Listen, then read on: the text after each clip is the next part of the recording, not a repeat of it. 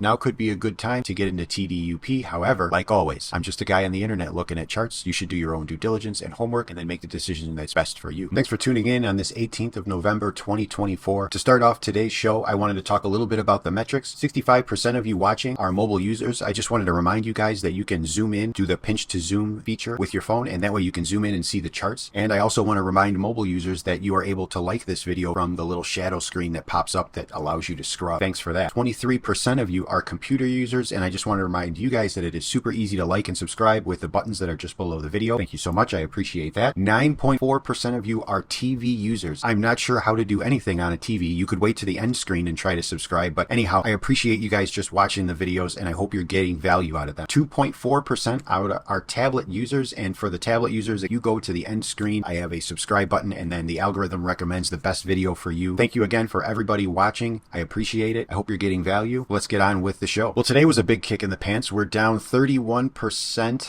on the watch list today. It was absolutely tough. I did make a change to the tags that I had to the videos. It was really hard to see the green. That was the stocks from last week, so I changed the green to purple. Let's talk about ENSC going higher today, 1.43%. That was great, contributing to all of the red that was on the watch list. It is just at the end of the 9-day there, and on a green candle with volume overhead, we're still above the 200, the 180, and the 50-day. The RSI is running almost parallel, almost touching. With that RSI running parallel like that, it doesn't make me feel like there's going to be a big pop in the morning for ENSC. However, the MACD is cycling up, and that is a good thing. It's poised to go higher. It does look good, but there's no motion in the post market. I will say that there wasn't much motion out of these stocks today. There didn't seem to be a lot of people buying and selling. UNCY is the second one on the list this week, just at the end of the 9-day with the RSI diverged and the MACD cycling green. This could be the time for a reversal. The trend cloud is getting a little bit narrow right over here, and we are up in the post market 1.98%. There does seem to be some good volume overhead. However, there is a little bit of a gap right over here, but not too much to get over. The closest other obvious resistance would be the 50-day right here. So we'll see what tomorrow holds for UNCY PMN. This is another one from our holdovers list. It did pop up out of the trend cloud right in here. Definitely happy to see that. The RSI right up here is diverged. However, it is still very close together. The 50-day is just above that green candle, and the 180 is not far off. Looking at the MACD, we are cycled green. That is a good thing. Earnings were positive. Depending on how the stock handles the 50-day average, tomorrow could be a really good day for PMN. PLBY PLBY. PLBY has been rocketing up in the recent weeks from 72 cents all the way up to $1.42. How about those gains? Right now it's holding off at $1.11. If there's no motion in the post market, the trend cloud is starting to absorb that candle. What was support looks to be turning into resistance, and the RSI lines are absolutely touching. The MACD is cooling off, and there does look to be a lack of volume below. I'm expecting PLBY to have a little bit of a pullback tomorrow. We're still above the 200 and the 180 days, so I'm not too fearful that it'll drop too far, but I could see it going a few cents lower. NXL is another new one on our list, down 7.82% today, which is unfortunate. However, NXL, when we back up and take a look, is way up in recent weeks, up so high, 550%. So a little bit of a pullback here is a good thing. I wanted to put it on the watch list again so we can just keep an eye on it and see if there's a good place where we can get in and get some gains. But this is definitely not one that I'm jumping into right now. NEXA. NEXA is the third new one on our list. I actually found it when I was looking for NXL because the tickers are so similar. I saw that the up and down motion of this stock is definitely something that I like to see. Nice swings up and nice swings down. In the post market, we're up 1.75%. The RSI is diverged, so it looks like tomorrow could be a good day for NEXA. How good, I'm not sure. We're not seeing the trend cloud as support anymore. However, we are above the 200-day and the 180. In the show favorite, but a heartbreaker today, KULR down 11.52% on the day, considering the gains that we saw in the last 2 weeks from KULR. It's no surprise that they're down a little bit today, getting back to that 34-cent range where they started off at. With the downward momentum that we've seen today and the way that the volume looks over here on the right-hand side, there doesn't seem to be much support past that 33-cent zone. I could see KULR going down, hitting that 33 cents, and then dropping down to the 200 at 32. That 200-day would be my next point of support, and then see how KULR reacts to it. CETX had a pretty good day, up 2.84%. We're above the 9-day right now, and the RSI is diverged nicely, so it looks like we could see some more gains out of CETX tomorrow. We do have purple candles indicating that there should be a reversal in the momentum. However, on this one, as I pointed out yesterday, I pointed out again, even though we see these purple candles like we see here and like we see here, they are not always 100% correct. We're waiting for that reversal on CETX, some kind of positive confirmation. This candle could be it, but let's see how we print in the morning. GETY,